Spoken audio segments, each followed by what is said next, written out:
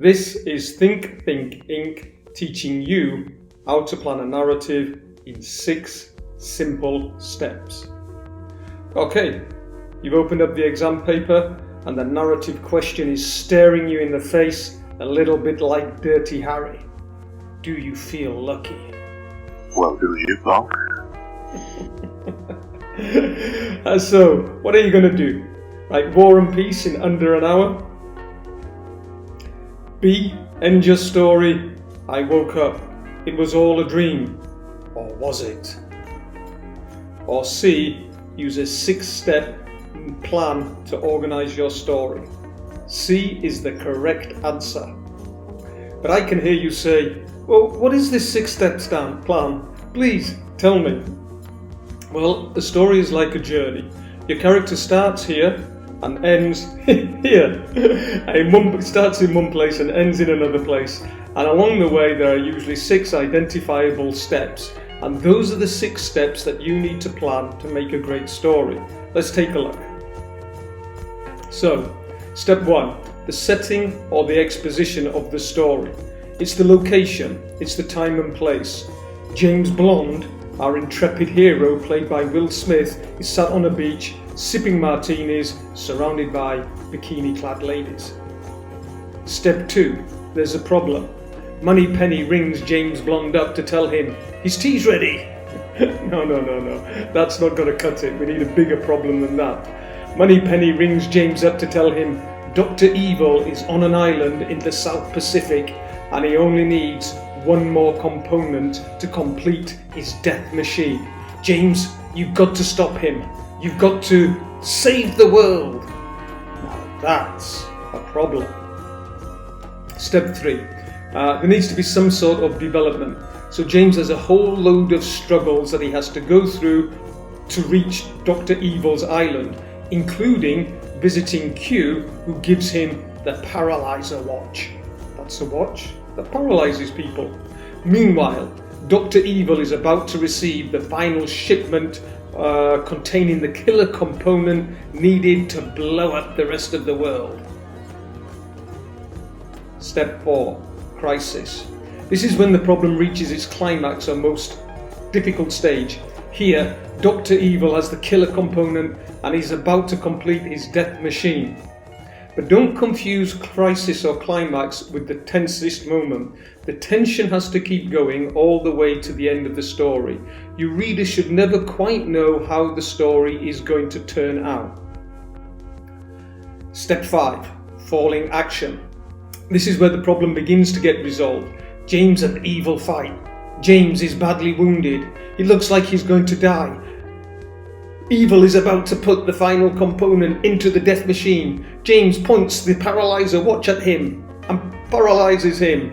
Dr. Evil is paralyzed. James steps over, takes the killer component and says, "That'll do nicely. Thank you very much." Resolution. And this is how the story finally ends. So Dr. Evil is in jail ranting and raving whilst James is sat on the beach surrounded by beautiful ladies. The phone rings, Moneypenny's name pops up on the screen. Whew, that's a busy little story, but you get the idea as to how those 6 steps work. The narrative structure underpins many stories, and it's this structure, these 6 steps, that you need to use when planning your own story. So let's take a look at some exam questions and use the 6 steps to answer those questions. Here's a couple of questions from the CIE board, June 2018. Write a story that begins with an unexpected delay on a journey. Or write a story which ends with the words, "If only I had listened." That's a familiar story. Here's one from the AQA board. Write a story set in a mountainous area as suggested by this picture. As you can see, you're advised to spend 45 minutes on this section. 45 minutes is really not a lot. That means that you need to get your planning done if you're on the AQA paper in under 10 minutes, I would say. And if you're on the CIE paper, which leaves you an hour, then get your planning done in 15 minutes, and that gives you 45 minutes to write the question. Right, we're going to have a go at planning this one because that looks tricky, and to get our planning done in under 10 minutes we're really going to have to work hard. So, setting. The time and place is early morning, lakeside, the character is surrounded by beautiful mountains. Problem. The man wonders if he can swim to the mountains and back before breakfast with Tiffany, his beautiful girlfriend.